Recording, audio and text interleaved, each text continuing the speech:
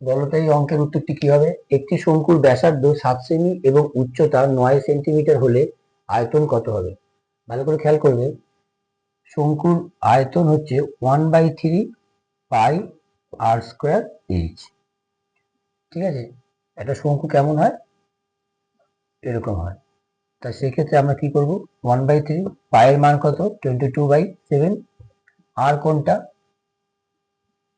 7, H হচ্ছে 9। তাহলে কাটাকুটি করলে কত হলো?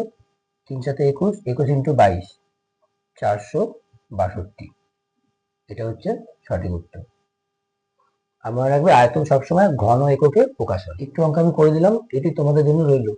একটি শঙ্কুর ব্যাসার্ধ 14 সেমি এবং উচ্চতা 6 সেন্টিমিটার হলে আয়তন কত হবে? তোমরা করে কমেন্টে জানাও।